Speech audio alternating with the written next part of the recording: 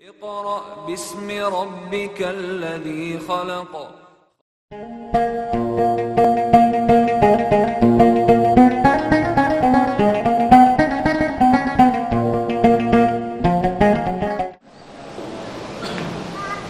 Alhamdulillah, nahmaduhu wa nasta'inuhu wa nasta'dihi wa natubu ilayh wa na'udzu billahi min shururi anfusina wa sayyiati a'malina may yahdihillahu fala mudilla lahu wa may yudlil fala hadiya lahu asyhadu an la ilaha illallah wahdahu la syarika lahu wa asyhadu anna Muhammadan abduhu wa rasuluhu la nabiyya ba'dahu.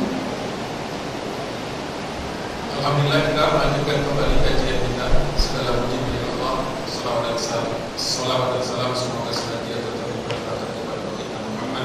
Rasulullah SAW, kepada para keluarga dan kepada para sahabatnya, kepada para tabi'in, tabi'ut tabi'in, mujahidin, mukhlisin, siddiqin, wa man tabi'ahum bi ihsan ila yaumil din. Hari ini kita akan coba menuntaskan bahkan sampai dengan turunnya berita hijrah, sebuah tonggak sejarah yang sangat penting dalam Islam. Falamma bay'ana Rasulullah sallallahu alaihi wasallam suraha syaitanu min ra'sil aqabah bi anfadi sauti. Ternyata yang bereaksi pertama kali setelah Rasulullah dibaiat oleh para sahabat Ansor itu adalah syaitan. Syaitan yang memang tinggal di wilayah Aqabah itu. Dia berteriak menembus batas suaranya selaya mengatakan, ya ahlal jabajib. Jabajib ini wilayah di situ, di sekitar situ. Ya ahlal jabajib, hal lakum fi mudabbim. Mudabbim ini nama plesetannya Muhammad. Jadi dia katakan, wahai penduduk jabajib, apakah kalian mengetahui mudabbim atau mudabbim? Was-sabah, ya, was-sabati ma'ahu, dan orang-orang yang teguh bersamanya, qad ijtama'u ala harbikum. Wahai penduduk Jabajib, apakah kalian mengetahui bahwasanya Mudammam berdasarkan dari Muhammad dan pengikutnya telah berkumpul bersatu untuk memerangi kalian. Jadi setan ini menyerupai manusia yang kemudian berteriak-teriak di atas bukit, ya, kayak orang kesetanan. Makanya orang teriak-teriak itu sering disebut kesetanan, ya, karena syaitan itu kebiasaannya apa? Soroho bi anfadi sautin. Jadi teriak sampai kelihatan aurat badan. Faqala Rasulullah sallallahu alaihi wasallam, karena terdengar maka Rasulullah memberikan peringatan kepada kaum Ansar yang baru saja selesai berbaiat ini, hada azab, namanya azab, ya, dengan penekanan hada azab al-aqabah, hada ibn Uzair. Jadi Rasulullah itu tahu ini jin atau setan dari kalangan anak-anaknya Asyab. Kalau kita mengetahui bahwasanya syaitan itu tidak ada yang mati, jadi jumlah mereka itu selalu bertambah, beda dengan manusia. Jadi jin setan yang lahir ribuan tahun yang lalu itu masih hidup bersama kita. Mereka tidak pernah ada peristiwa mati. Nanti mereka akan dimasukkan ke dalam neraka Allah Subhanahu wa taala sebagai bahan bakar. Jadi kata Rasulullah, itu ada setan azab namanya, dia berteriak-teriak supaya orang lain mendengar. Rasulullah langsung menimpali, wa yuqalu ya ibn Uzair istami'ai, wahai anak Uzair, setan anak Uzair, dengarkan perkataan Allah, wahai musuh Allah, ama wallahi la akhruhanna lak, aku pasti akan menghabisi. Jadi Rasulullah sudah memberikan isyarat bahwasanya baiat Aqabah kedua ini merupakan batasan di mana nantinya Allah Subhanahu wa taala memberikan kesempatan kepada kaum muslimin untuk mendapatkan kemenangan. Aku akan menghabisi. Ini menarik kalau kita lihat ada dialog antara Rasulullah atau perkataan ujaran Rasulullah kepada salah seorang Syaitan yang kemudian mencoba meneriakkan, mencoba menyampaikan betapa dia tahu betapa Bai'atul Aqabah tadi ini merupakan satu titik kekalahan pertama walaupun belum disadari oleh orang-orang musyrikin Quraisy. Nah, artinya konsekuensinya Rasulullah mendapatkan pengikut yang nantinya akan siap berani, mendapatkan tempat di mana nantinya Rasulullah dapat berhijrah, dan nantinya akan menjadi salah satu basis kekuatan kaum muslimin untuk memerangi atau melawan dari tirani dan kemudian kezaliman orang-orang Quraisy. Jadi setan sudah melihat beberapa langkah ke depan. Ini akan menjadi sesuatu yang buruk bagi perkembangan kebatilan di dunia saat ini. Ternyata ada di kalangan kaum muslimin mendengar, di antara kalangan kaum Ansar mendengar Rasulullah mengatakan, aku pasti akan membinasakanmu, tersemangati. Orang yang bernama qala Rasulullah, sebelum orang itu semangat, saya ini semangat berita itu. Sebelum semangat Rasulullah, setelah selesai semuanya baiat, Rasulullah SAW, irfadu ila rihalikum, kata Rasulullah. Ya.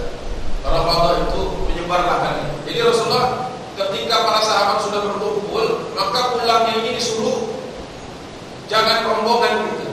Makanya digunakan bukan irji'u, bukan kembalilah, yang konotasinya adalah kembalilah bersama-sama, ya.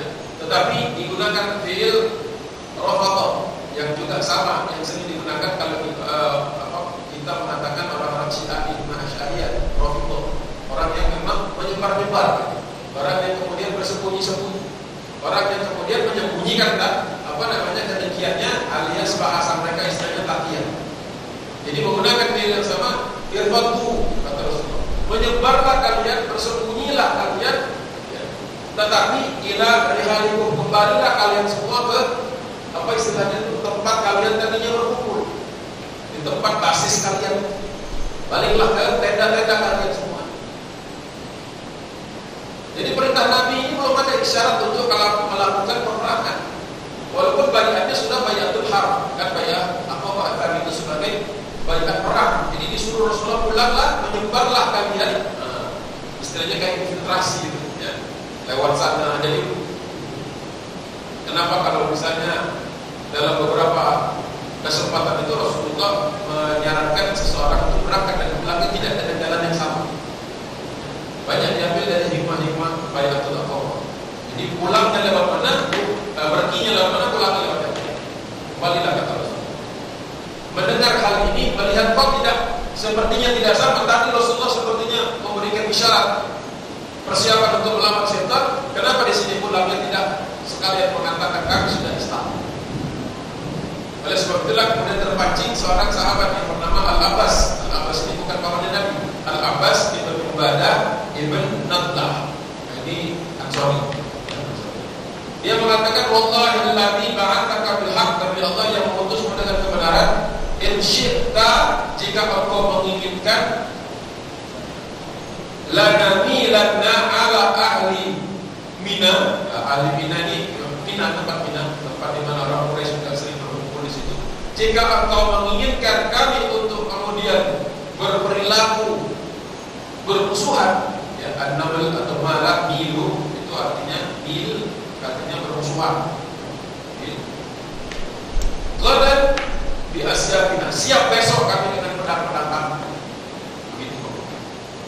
Jadi Rasulullah, kalau memang kami ini diperintahkan untuk kemudian bermusuhan, maka besok kami sudah siap dengan pedang-pedang kami. Bahkan dia mengatakan, kami siap dengan pedang kami tebas mereka sebelum mereka bangun. Kan masih tidur semua, kan malam kita jadi. Pulang, sembelih semua, ceritanya begitu. Ya tentu saja dakwah itu bukan begitu.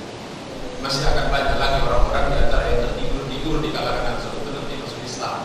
Oleh sebab itulah, waqala Rasulullah SAW, lam nu'mar fi'il amr, lam nu'mar, lam belum, bukan lam nu'mar, belum saatnya, belum diperintahkan, belumlah kalian itu diperintahkan bidari untuk itu. Belum, bukan enggak.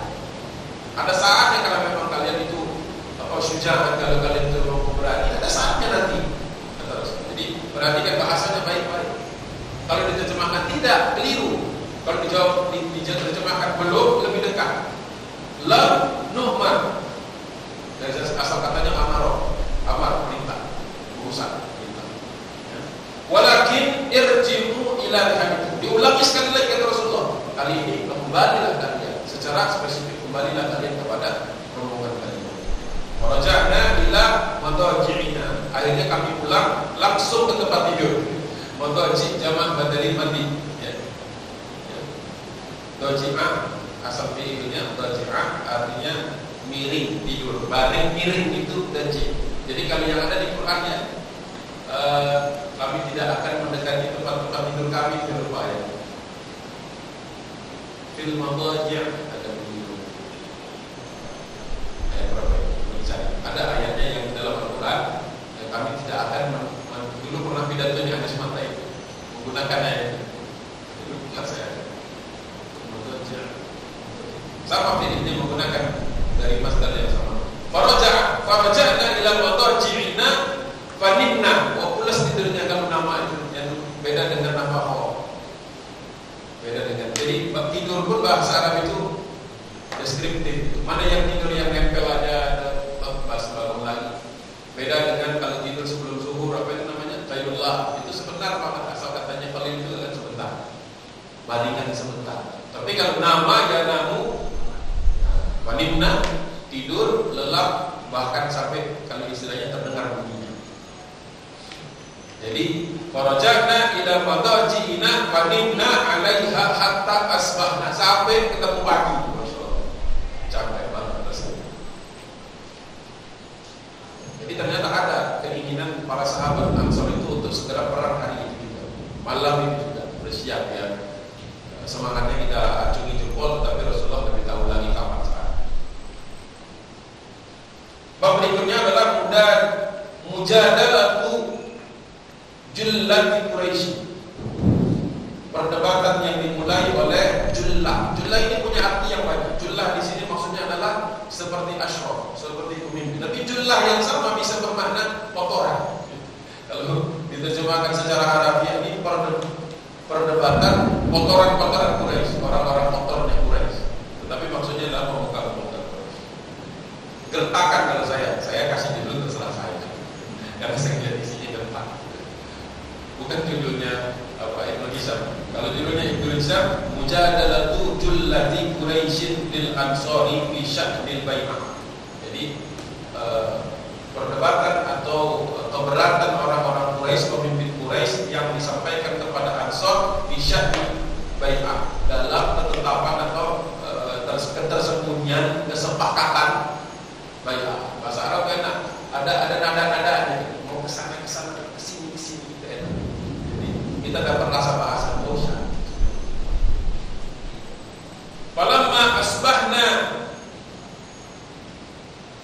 ghadat alaina jullatu Quraisy. Besok paginya kami terbangun dan kemudian di atas kami, kalau terjemahan, di atas kami jullah Quraisy. Nah, kalau sudah pakai ala itu untuk debat, kalau ilah untuk ngobrol baru. Kalau bi itu maksudnya cari masukan. Jadi kalimatnya sama. Misalnya kita ala itu biasanya untuk perang, kami di atas mereka kayak injak-injak.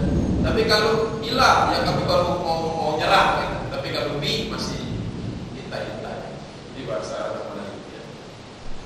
Alaina jullatu Quraisy. Jadi kami tiba-tiba diberondong gitu. Nah, kalau mau dibahas, tiba-tiba kami dimarah-marahin, ditanya-tanyain sama orang-orang Quraisy. Hatta ja'una fi manazilina, sampai kami pada saat itu sampai mereka itu mendatangi sampai ke dalam tenda kami. Oh, bangun siapa? Oh, ternyata seruan siapa tadi? Azab anaknya Uzair, ya, anaknya Uzair. Jadi ternyata sampai informasi itu, bagaimana ceritanya. Ya. Dia berkata, mereka berkata ini orang-orang Quraisy, ya ma'syaral Khazraj. Memang ini buat, jadi gini, Ansar pada saat itu tidak semuanya Khazraj. Tapi karena mayoritas Khazraj, maka dipanggillah mereka Khazraj. Padahal ada Aus, ada 2 orang Aus di dalam ma'syarul Khazraj, innahu qad balagna annakum qad ji'tum ila sahabina sahibina hada. Nah, di bahasanya mana? Oh, nggak bisa ditahan, langsung keluar semua ya. Bentar.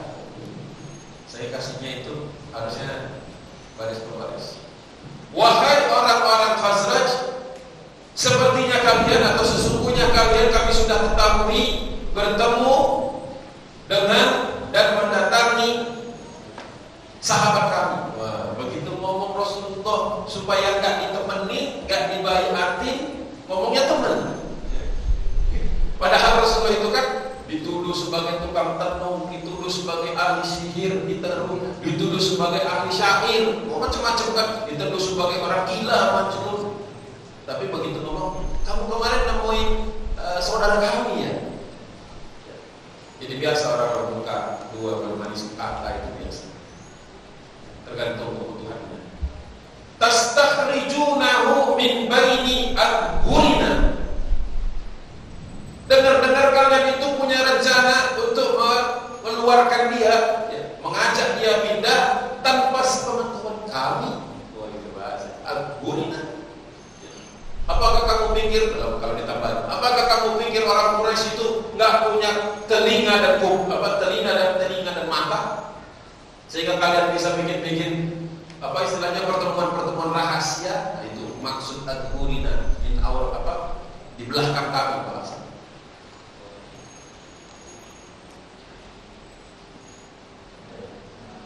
Wa tubayyi'unahu ala harbina. Kalian sudah ada ikatan janji dengan dia untuk memerangi kami. Itu bahasanya. Wa innahu wallahi ma min hayyi minal arabi abghadha ilaina. Saksikanlah sekarang ini, mulai saat ini demi Allah, tidak ada di antara suku-suku, dan dia menggunakan hayyi, bukan menggunakan qaumi atau banu atau bani, ya. Kenapa? Dia ingin meremehkan. Hayyi itu suku, tapi suku yang sepele, suku yang dan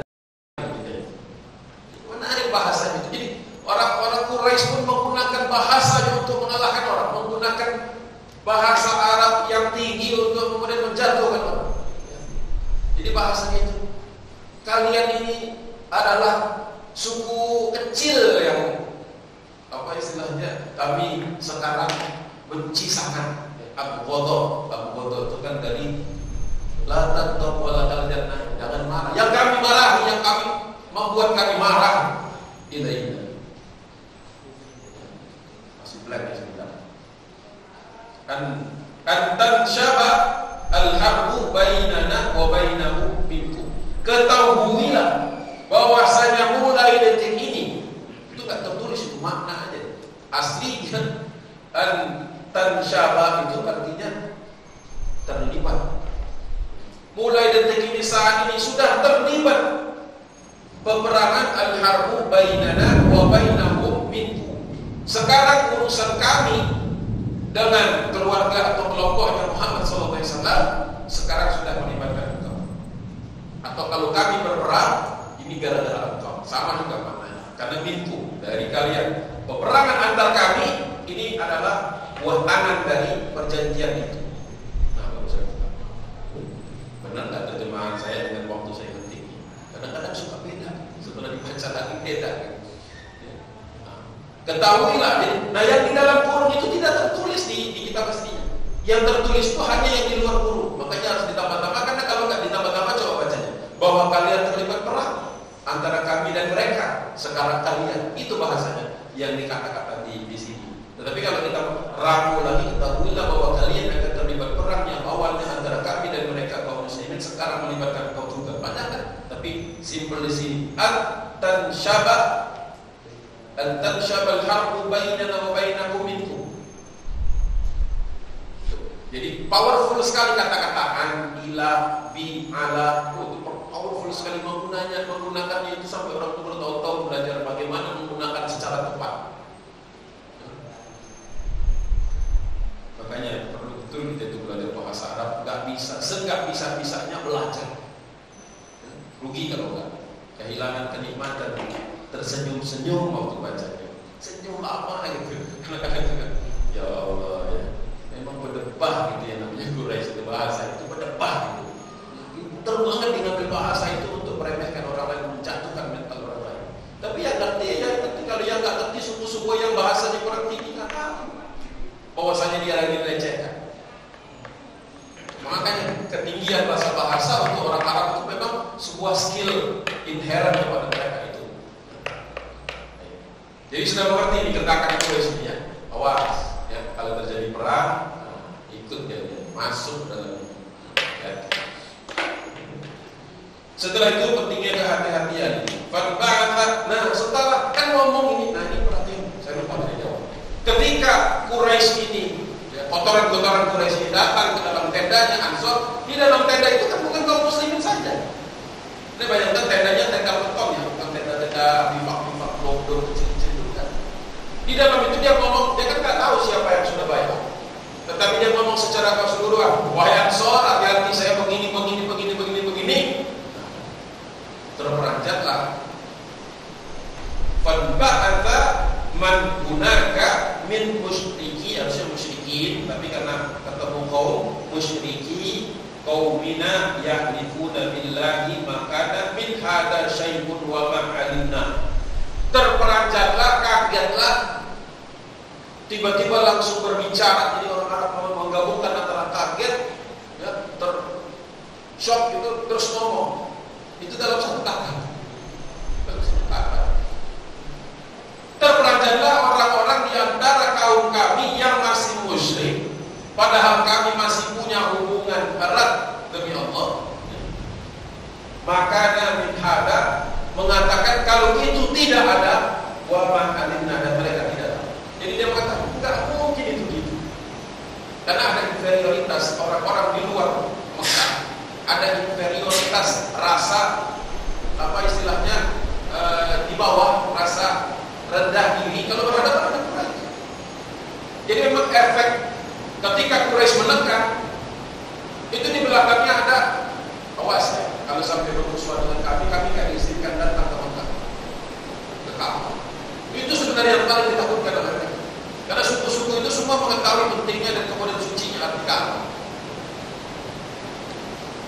Jadi ada tekanan tersendiri, oleh sebab itulah tidak kaget kita ketika jawabannya maka min hada syai'un wa ma alimnahu. Tapi kan tahu itu tak mungkin ada, mana mungkin kaum kami yang lebih inferior daripada kaum Quraisy belakang ini. Jadi ada sudah kalah dulu memang. Inilah yang membedakan orang sudah Islam dengan yang belum. Kalau sudah Islam tahu, kalau orang yang terbaik di sisi Allah Subhanahu wa taala itu takwa. Inna akramakum 'indallahi atqakum, bukan Quraisy, bukan nama-nama Kinana, bukan nama-nama suku itu.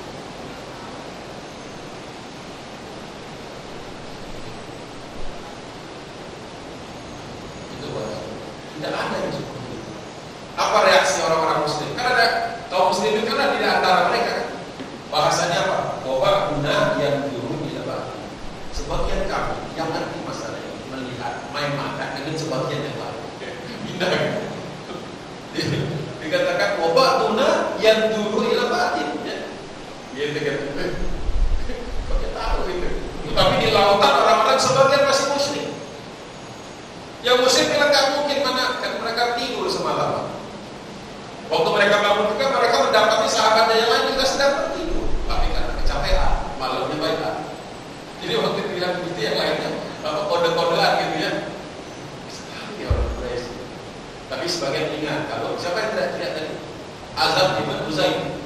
Azab, jadi di kalangan setan pun ada sana ada apa istilahnya garis keturunannya mereka. Sebagian kami melihat setelah lihat dan sebagian lain. Tsumma qama al-qaumu wa fihim al-harith. Karena tidak ada yang aku dan kemudian sebagian besar mengatakan tidak mungkin ini ada, akhirnya orang-orang Quraisy cukup, mereka sudah bertakat ini. Dia juga nggak tahu siapa yang siapa. Akhirnya pulanglah orang-orang ini. Tsumma qama al-qaumu wa fihim. Nah, di antara mereka ini ada orang yang dari dinas intelijennya pulang, tetapi pulangnya dia ikut di rombongan terakhir. Sebagian kami, Ada Al-Harith bin Hisham Al-Mughirah Al-Makhzumi yang waktu itu iya disebut ya, wa alaihi na'lani lahu jadidan, pakai sandal baru.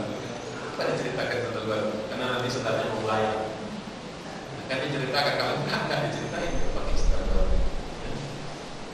Bocor sedikit ceritanya, berarti ada sandal layak. Kayak seperti Bush waktu zaman di Irak dulu pernah dilempar sepatu kan? Masih ingat kan? Itu yang press conference George Bush yang senior, yang nah, ketika orang ini sudah pulang, sebagian kaum muslimin menganggap urusan sudah selesai. Dia nggak tahu ini. Akhirnya, inilah yang mungkin kenapa judulnya saya buatkan sendiri, pentingnya kehati-hatian. Ternyata di antara kaum muslimin ini bisik-bisik, tapi bisiknya kedengeran. Apa dia katakan? Bisik-bisik ngomong kepada orang yang belum muslim. Ya Abu Jabir, amat tastati'u an nattakhidha wa anta sayyidun min sadatina. Wahai Abu Jabir, apakah engkau tidak mampu untuk mengambil, maksudnya berbaikat, ya, padahal engkau itu salah seorang pemimpin dari kami. Al-Harith berumur, kau mendengar, kau ada di ujung sana. Sebagian dari Ansar ini ngomong-ngomong sepertinya memberikan isyarat, kan tidak disebut baikat.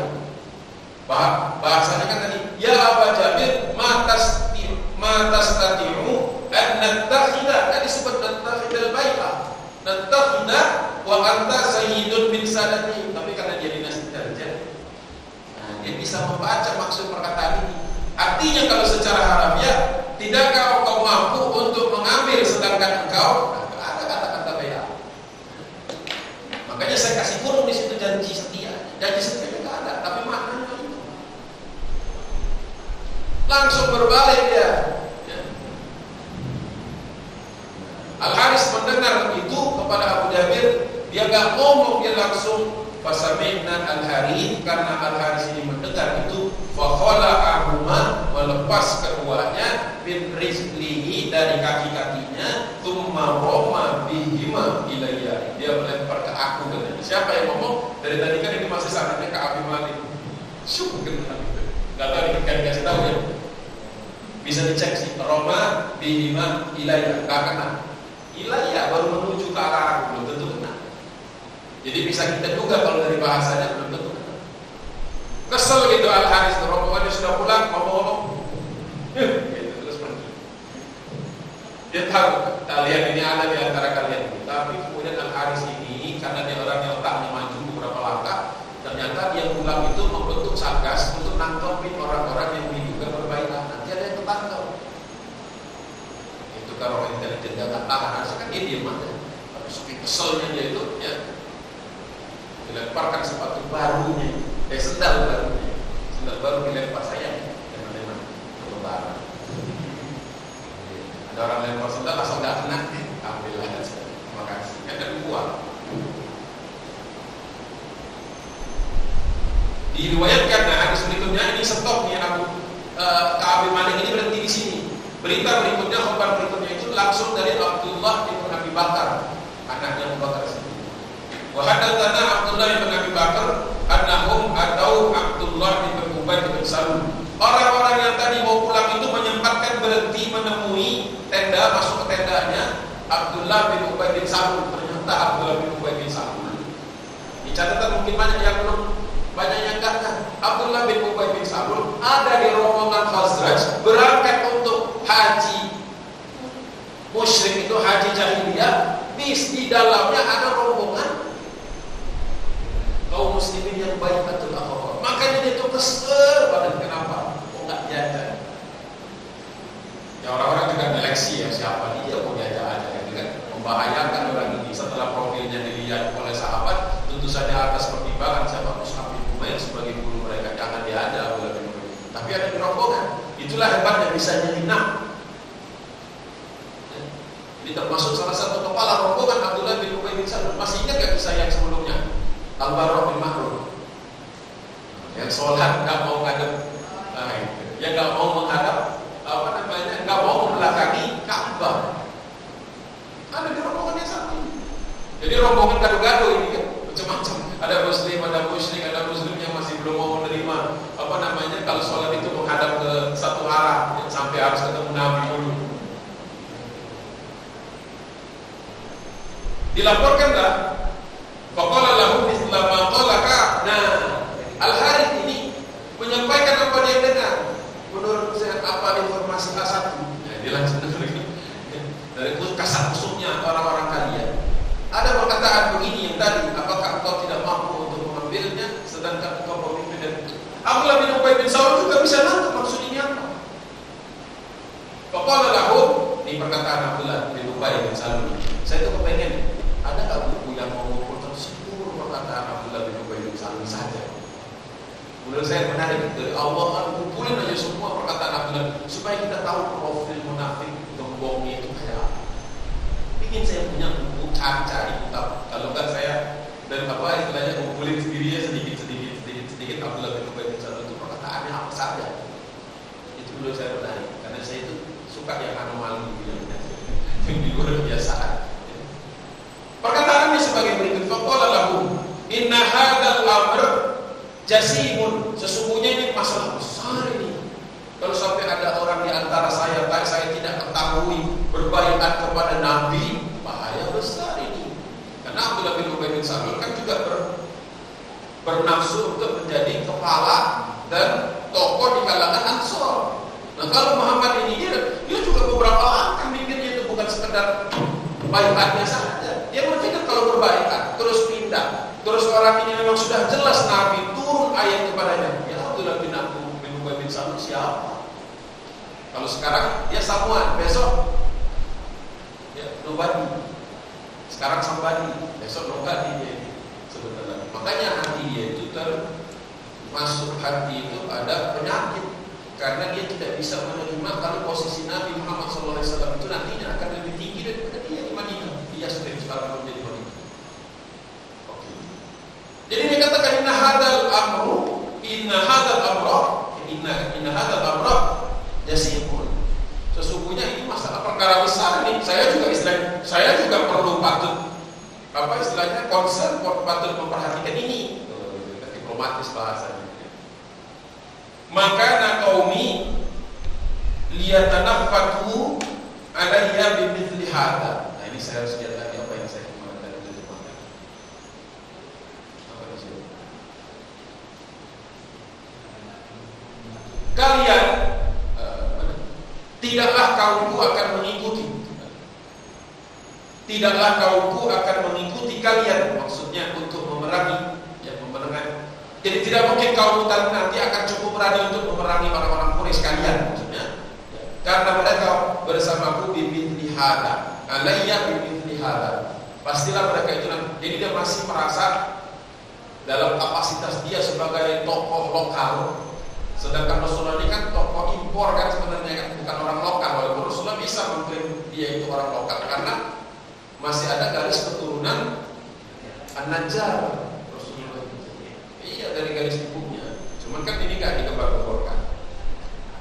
Wa ma alimtuhu kan. Saya tidak mengetahui ada hal ini. Jangan-jangan gosip juga. Fansarafu, kemudian semua orang meninggalkan dia dengan tangan hampa. Cuma Abdullah bin Ubay bin Salul sudah punya catatan kalau bisa jadi di antara orang-orang yang sekarang berangkat bersamanya ini sudah lebih loyal kepada Nabi Muhammad SAW. Habis ya Allah. Bukan habis. Kayaknya waktu itu saya belum terjemahkan semuanya. Gak apa-apa kalau saya bacakan saja.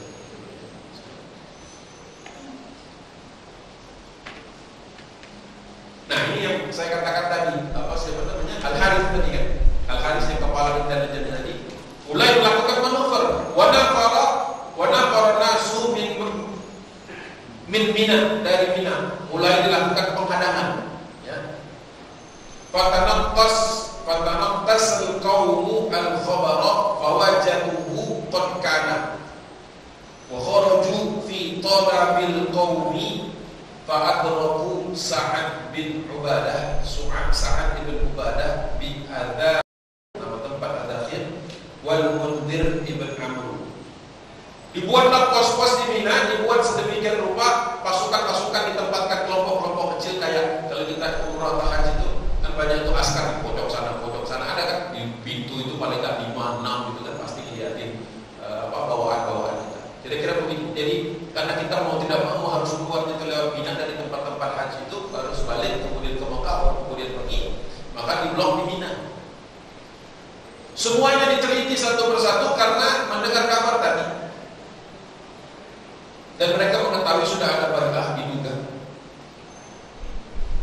Nah, keluarlah mereka ini orang-orang Quraisy untuk menangkap, untuk menawar siapapun yang bisa mereka tawar. Saya pengen tahu ciri-cirinya bagaimana dia mengidentifikasi siapa. Tidak jelas.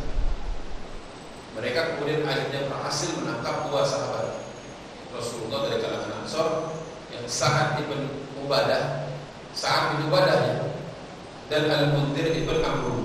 Wa kilahuma kana nakiban. Keduanya nakib pula ketangkep. Ya. Dua ini adalah kepala, apa istilahnya, amirnya gitu, apa istilahnya itu, kepalanya yang ditunjuk Nabi SAW tertangkap kuat di dalam perjalanan itu. Fa'amal Munzir, sedangkan Munzir ibn Amru, karena dia itu fa'ajazal qaum, termasuk orang yang terhormat, tidak berani sama sekali mereka menyiksanya, hanya ditangkap, ditanyai, dilepas. Sedangkan Sa'ad fa'akhuduhu, dibawalah dia ini, warabaku yadaihi ila unuqi binis'i rahlihi, diikat begini posisi, apa istilah, ditekuk diikat. Masya Allah. Sa'ad bin Ubadah. Summa akhbaru bihi hatta adkhulu Makkah yadribuna, dipukuli, dibawa ke Mekah, ya dipasung, dibawa di Mekah, ditaruh di satu tempat, dan kemudian dia dipukuli. Konsekuensi pertama ini pada saat itu. Tapi bisa saja kita berasumsi nakibnya ketangkep untuk meloloskan sebenarnya. Bisa, nggak ada keterangan. Atau bisa jadi dia tertangkap karena high profile mungkin, atau dia demonstratif, nggak tahu. Tebak-tebakan aja. Bagusnya kalau mau cari, ya buka Syiar A'lam An-Nubala, cari itu apa, misalnya Sa'ad ibn Ubadah misalnya. Masanya lagi membuka, kita baca lagi, cari lagi. Yang kemarin ditanya saja, saya belum ketemu Rasulullah baca apa saja, belum ketemu. Padahal sudah ada di rumah itu Zadul Ma'ad. Saya cari setiap bab tentang doanya Nabi atau apa yang dibacakan Nabi, kan ketemu, belum ada. Zadul Ma'ad itu 4 jilid, yang asli cuma 1 jilid. Itu setelah dicek belum ketemu. Atau saya yang udah ngantuk, kalau capek banget jadi lolos. Nanti kita tangkap lagi, ya. Kita jagain lagi. Mohon maaf kalau yang nyari bersabar. Kisahnya panjang sebenarnya, bagaimana dia disiksa dan kemudian ditanya dia, siapa kamu, pernah bantu siapa? Terus dia sebutkan dua nama, saya pernah membantu Jubair, saya pernah membantu Harith dan sebagainya. Akhirnya dicocokkan, betul dia pernah bantu, akhirnya dilepaskan. Tetapi sudah disiksa dulu. Kisahnya begitu saja. Kisah berikutnya adalah ketika orang-orang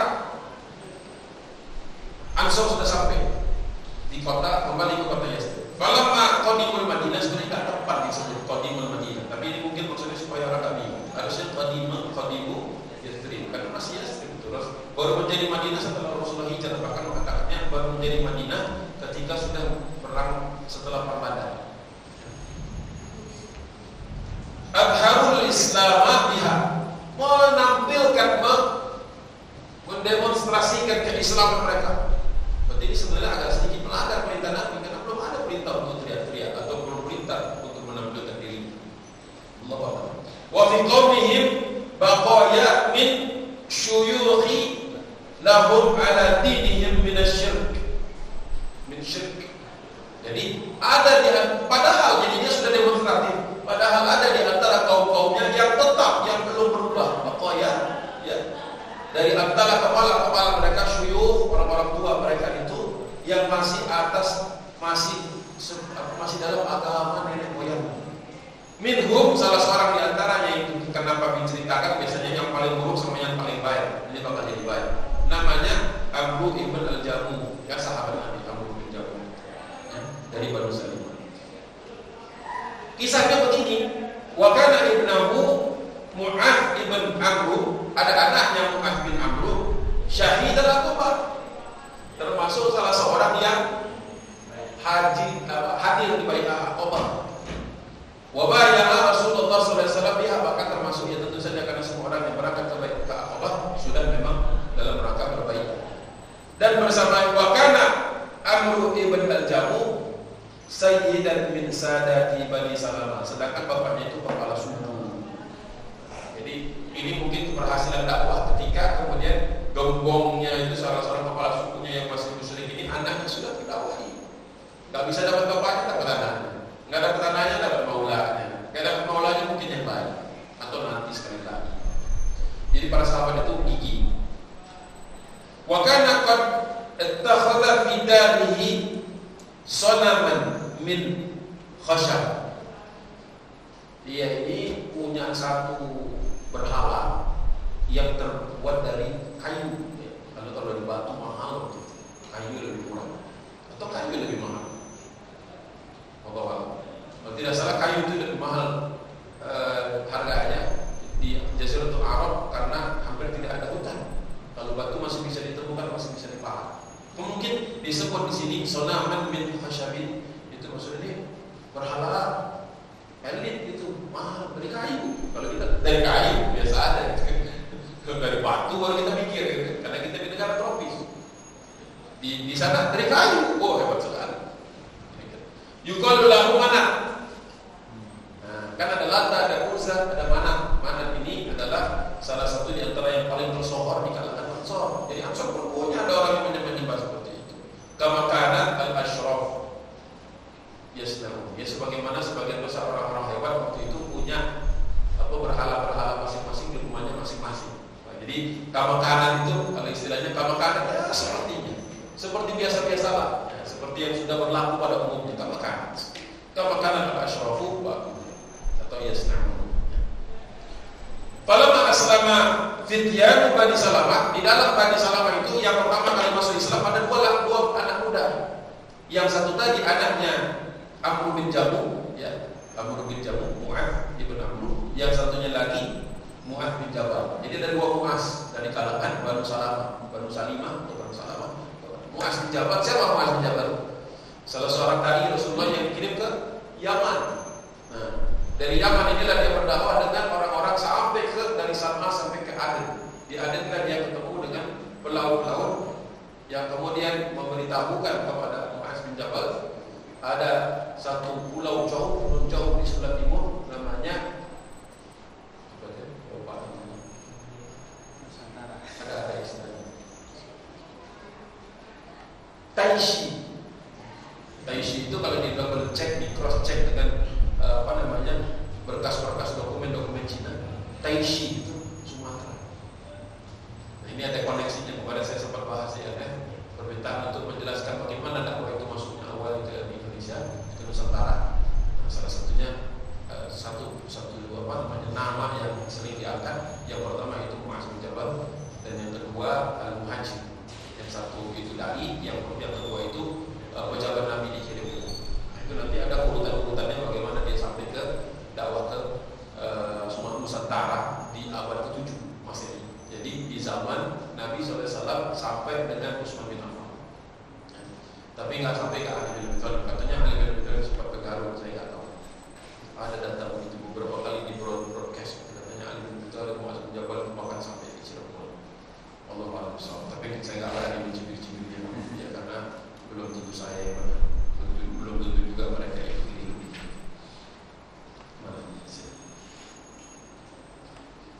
Nah, menariknya di kalangan Banu Salamah ini yang masuk Islam itu dua orang pemuda. Jadi pemuda itu memang pada saat itu pemuda-pemuda ini adalah di antara segmen masyarakat yang paling mudah atau yang paling terbuka pikiran alam pikiran, sehingga melihat Islam ini agama yang begitu baik, begitu murni, begitu bagus, bahkan menjanjikan masa depan dan sampai ke akhirat, maka mereka masuk Islam. Nah, dua orang ini sekongkol kerjasama, ya. Mu'adz bin Jabal dengan Mu'adz bin Amr kerjasama. Ya. Apa kerjasamanya? Disingkat saja. Kerjasamanya dia ngerjain ayahnya. Bapaknya punya manatnya pas malam hari diambil, ya, dilemparkan ke dalam satu sumur. Yang sumur itu biasa buat bau kotoran. Cemplungin ke sumur. Bapaknya panik, baru cari-cari. Oh, ada di bawah kaget kan, dibawa angkat, dibersih.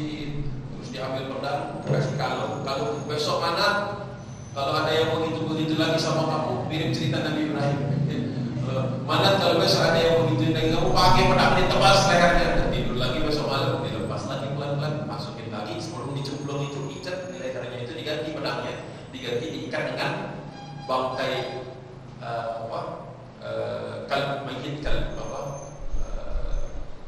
anjing. Cemplungin lagi di situ. Besok pagi dia ketemu, dia nangis-nangis, dia angkat, dibersihkan, lama-lama kemudian akhirnya dia didakwahi. Ngapain sih yang begitu pura-pura nggak tahu gitu ya? Akhirnya Allah Subhanahu Wa Taala membukakan hatinya, Amr bin Jamuh masuk Islam. Setelah itu satu rombongan, satu sukunya masuk Islam semua. Yang lain membunuh dia aja, kecuali 2 orang yang tidak membunuh, yaitu Muaz bin Jabal sama Muaz bin Amr, dari anaknya Amr bin Jamuh. Nah ini kalau kita sudah terbiasa, oh nanti ketemu lagi mereka lagi, kita jadi betul-betul terbayang dulu bagaimana perjuangan mereka. Syarat-syarat ayah sudah kita bahas, berarti skip saja. Ini ada beberapa halaman panjang yang isinya itu nama-nama orang yang datang ke Bai'atul Aqabah. Lengkap sekali, panjang sekali. Monggo dicek sendiri-sendiri namanya. Bagus dituliskan gitu supaya kita semua tahu dan menghargai mereka.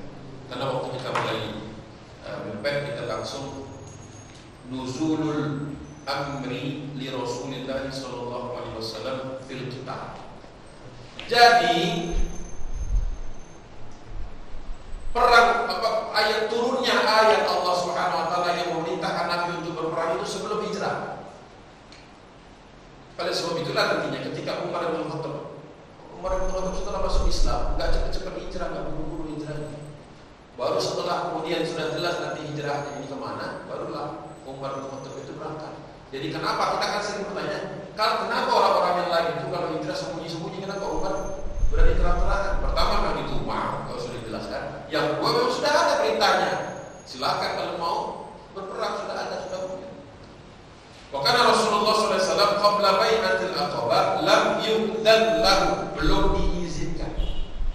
Sebelum bai'atul aqabah belum diizinkan fil harb, belum ada izin untuk berperang. Nah ini tonggak sejarah bai'atul aqabah itu tidak lama setelah itu turun ayat-ayat yang secara eksplisit memerintahkan untuk berperang.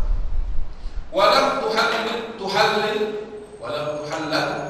tuhallal, belum dihalalkan lahu ad-dama, penumpahan darah, peperangan belum diperbolehkan penumpahan darah. Innama yu'maru bid-du'ai ila Allah, baru diperintahkan kepada mereka untuk berdakwah kepada Allah. Wasbir 'alal adab, sabar atas siksa. Jadi kita punya banyak definisi, punya banyak penjelasan tentang kenapa Bai'atul Aqabah itu penting. Pertama, dia merupakan satu konsekuensi dari keimanan. Kedua, merupakan satu komitmen Ansor. Ketiga, merupakan tonggak sebelum Rasulullah dan para sahabat itu diizinkan untuk berperang. Jadi sudah ada base-nya dulu, baru ngerti logikanya. Bayangkan kalau ayat berikutnya yang ini akan saya bacakan ini turun, tapi belum ada base-nya. Itu berarti terjadi perang saudara di tengah-tengah kota Makkah itu, dan bisa jadi collateral damage banyak. Itu rahasia. Itulah kenapa Allah Subhanahu wa taala tidak menurunkan surat perang ketika para sahabat belum hijrah atau menjelang mereka hijrah. Supaya nanti kalau pun ada pertempuran, betul-betul di medan perang di mana yang berangkat memang sudah niat untuk berperang dan memang sudah ingin menghancurkan kaum muslimin. Sehingga waktu mati pun masih menyempatkan ada hikmahnya supaya orang-orang di Makkah ini terbuka pikiran. Bayangkan kalau belum ada perintah hijrah, sudah turun perintah perang. Para sahabat pasti sambil ta'ala, bikin barisan, bikin perimeter, bikin rumah, benteng-bentengnya, terjadilah perang di dalam kota itu. Dan orang-orang yang mungkin tidak mengerti betul urusannya itu bisa jadi menjadi korban di dalam perang. Ini beberapa hikmah kenapa ada tempat hijrah dulu baru perintah berperang. Itu pun setelah perintah hijrah keluar nantinya, berangsur-angsur sehingga sahabat tahu, oh ini harus bikin kekuatan itu. Quraisy juga tahu, nggak boleh lama-lama dibiarkan. Semakin lama dibiarkan, semakin banyak orang hijrah. Oleh sebab itulah mereka ingin membunuh Nabi persis sebelum Rasulullah berangkat. Paham? Jadi runutannya itu penting, bukan sekedar kronologinya, cuma supaya kita mengetahui bahwasanya Rasulullah itu hidupnya betul-betul terancam waktu itu. Karena orang Quraisy kok makin sepi, temukan orang-orang muslimin yang bisa kita kelpak-kelpakin begitu, tiba-tiba hilang. Pemilik budaknya pergi. Anak yang sudah masuk Islam, bapaknya masuk Islam, keluar dari rumahnya meninggalkan segala macam bentuk kenikmatan, ya, segala macam bentuk jaminan dari orang tua. Ini tonggak sejarah yang perlu kita pahami secara baik, secara kronologis dan secara logis.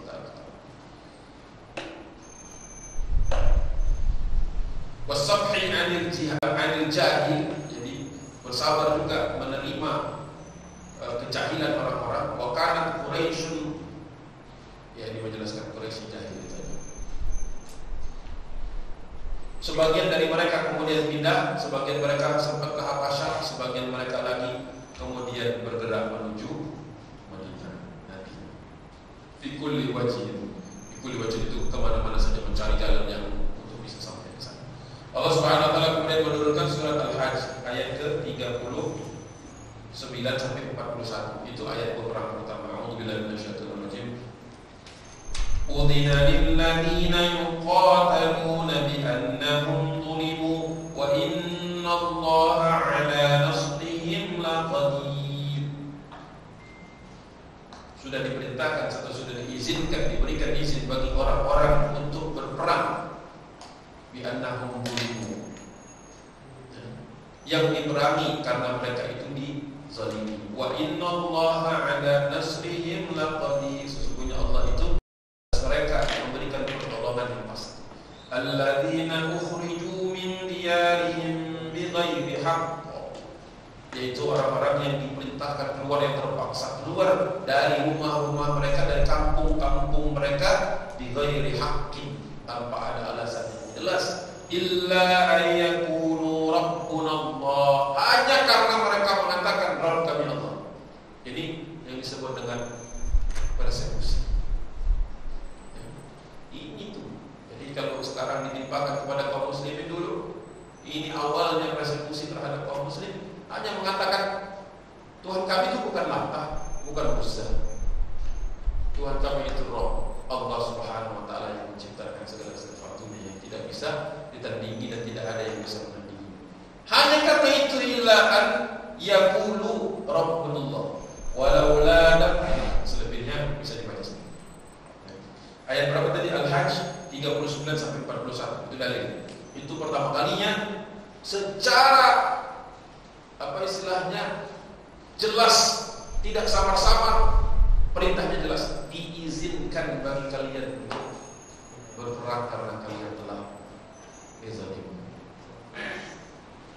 Kemudian yang berkaitan dengan itu juga turun bagian dari surah Al-Baqarah ayat 194. 193.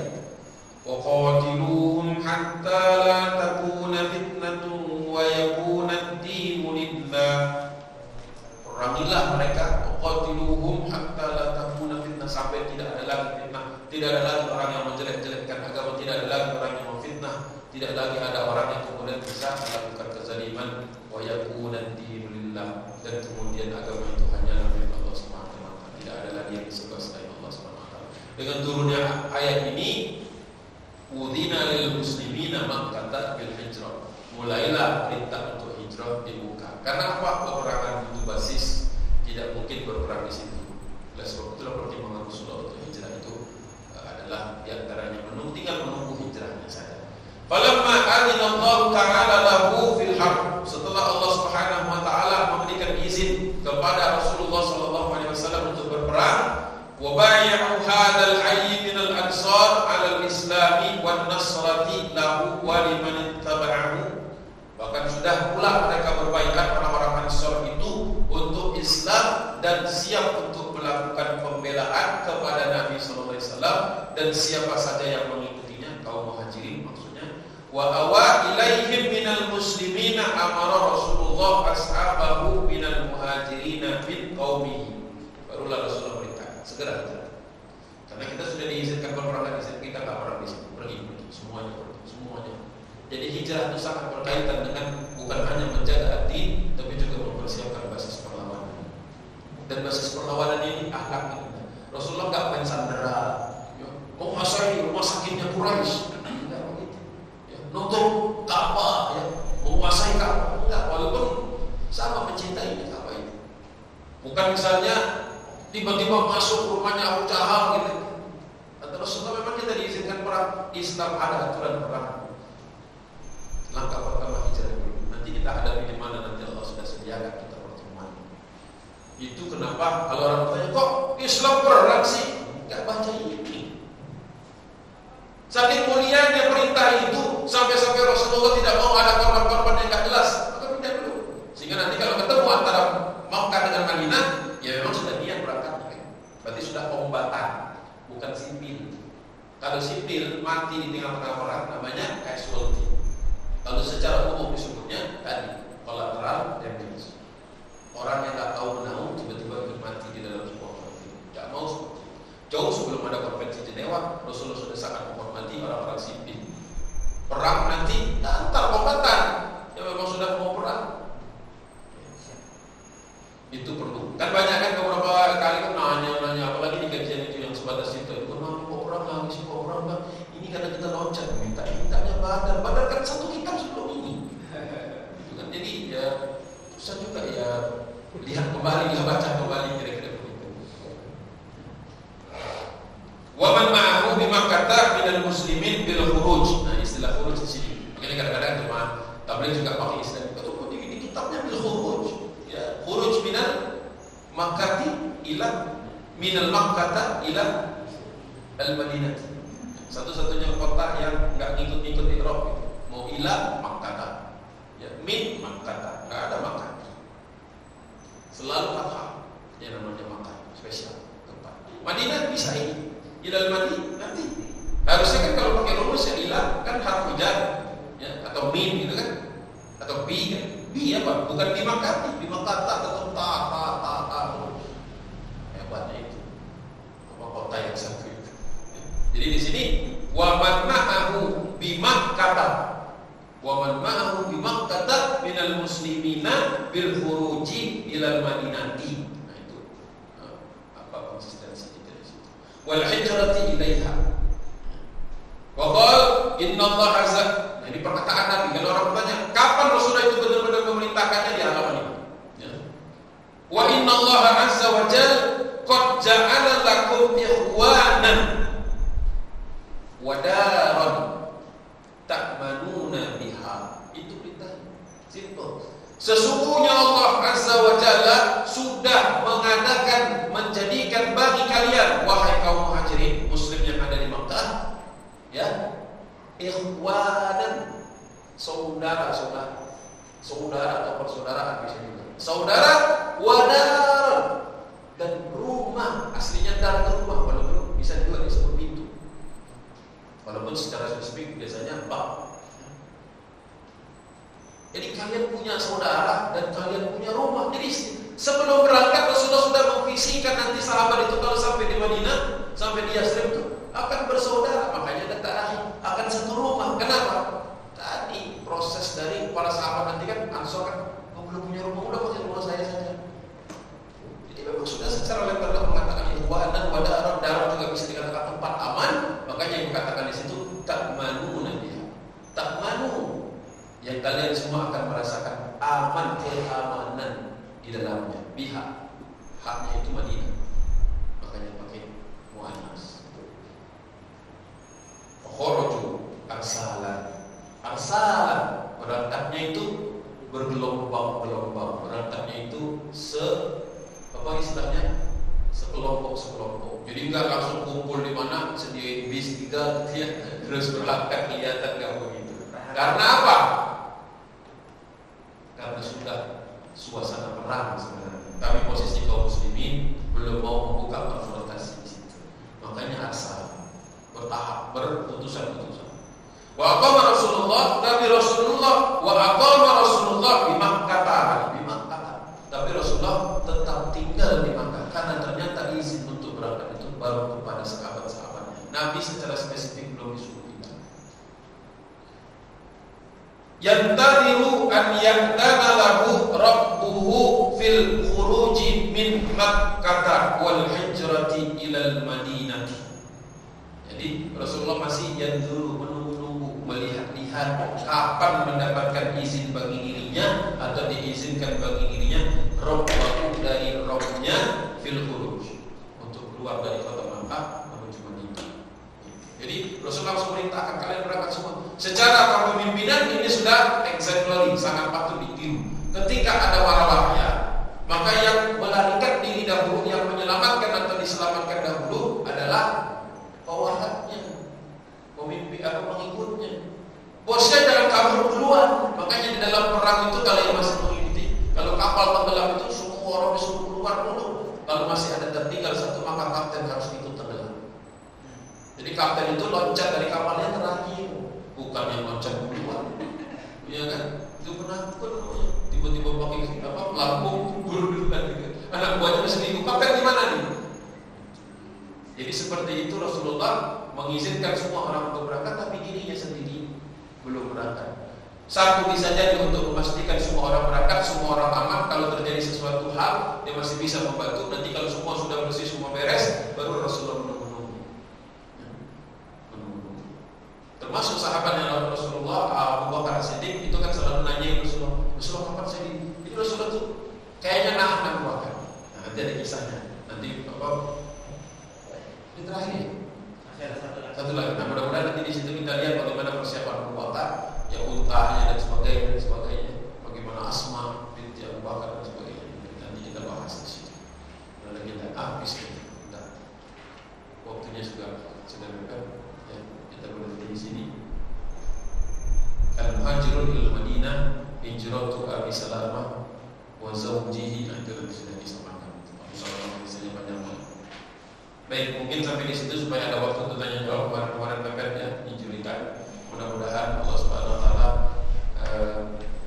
dalam pertemuan yang pendek ini, saya memang kondisi juga lagi nggak fit terus terang di beberapa hari ini masih terus sampai minggu depan nih. Satu hari itu ada tiga gitu. Kajian subuh, kajian zuhur, lalu hari libur kajian duha. Kemudian seperti ini kalau nggak buka, ini kan dianggap aja buka puasa bersama kan, sama aja ngisi juga. Terus nanti ada ceramah. Jadi hafal kalau tahajud saya tuh harus rebahan gitu karena sudah berturut-turut. Dan kelas di kampus juga masih tetap baca. Jadi bingung gitu kalau di depan tuh. Ini lagi ngajar apa ya? Lain lagi.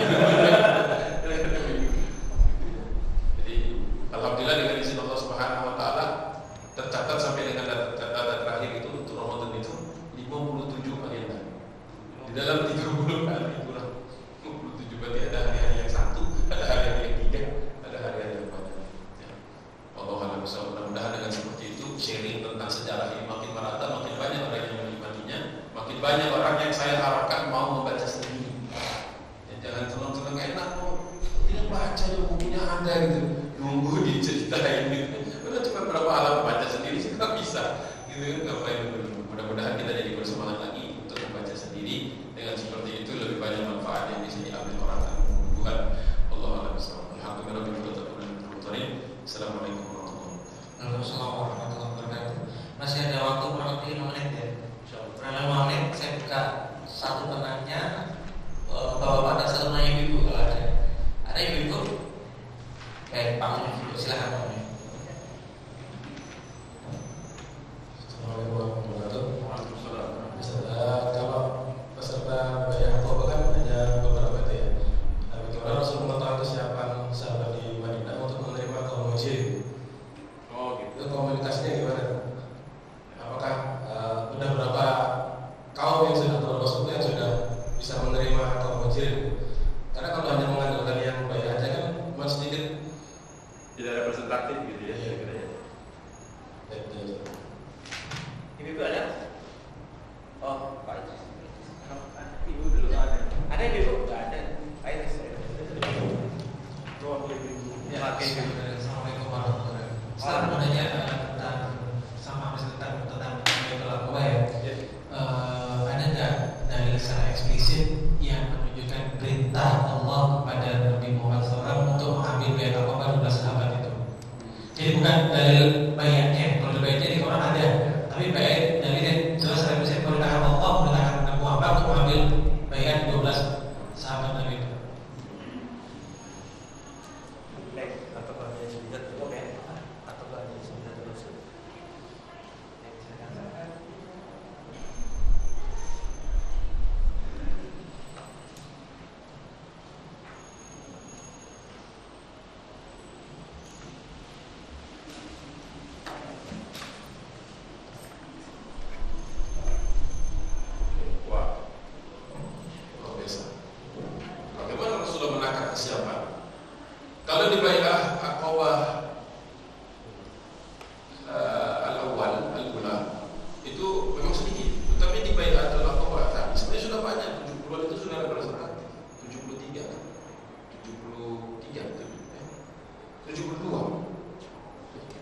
10 di antaranya laki-laki, 2 di antaranya perempuan.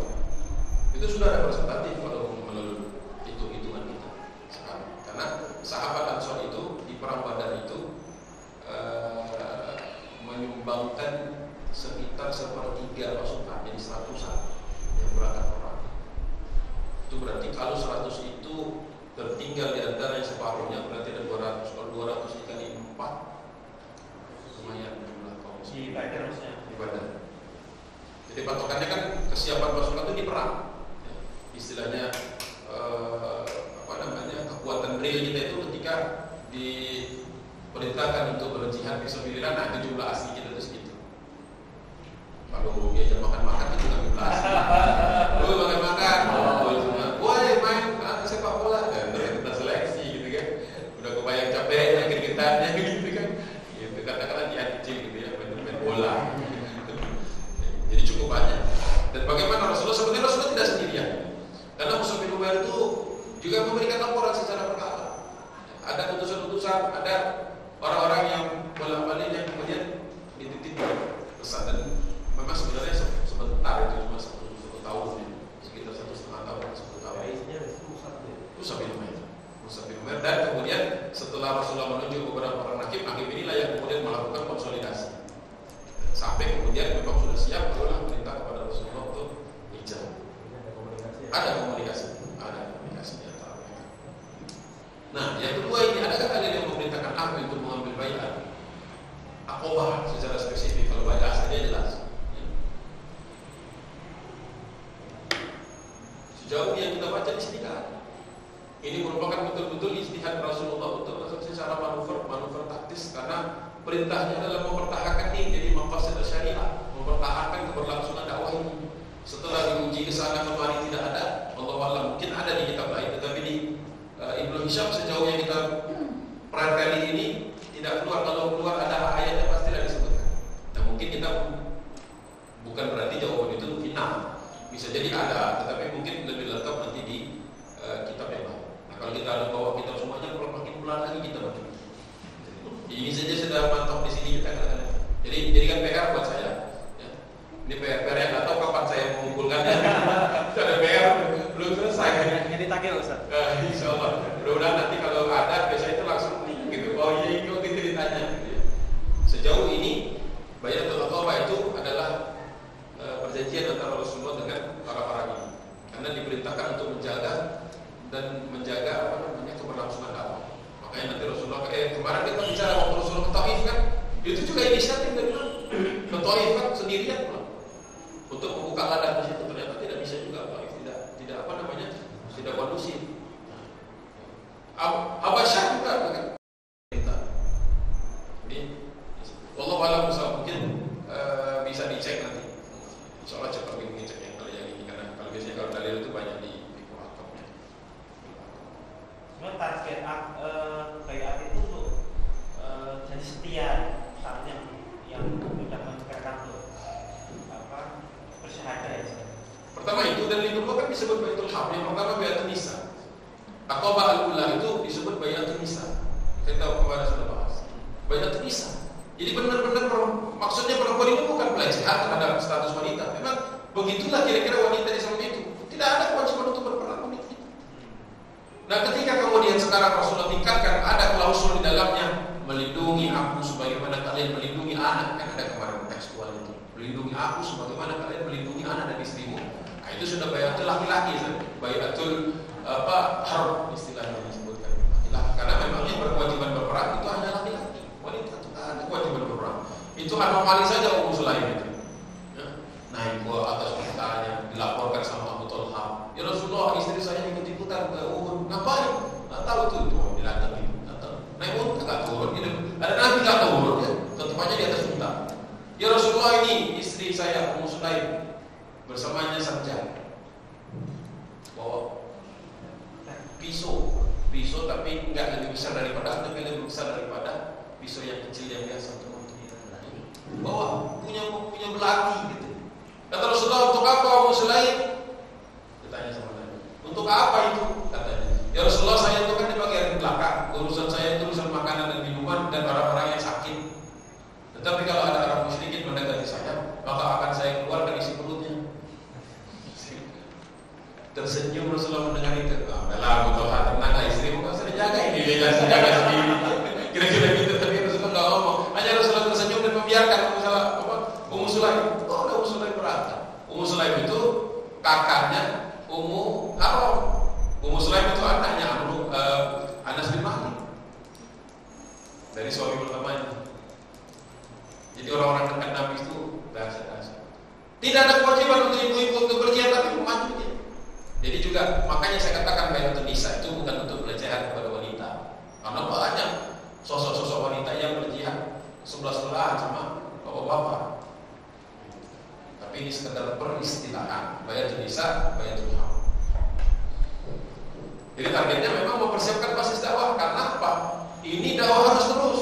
Orang mulai sini berganti tidak mungkin bisa diteruskan kalau dalam kondisi Makkah. Tidak bisa diteruskan.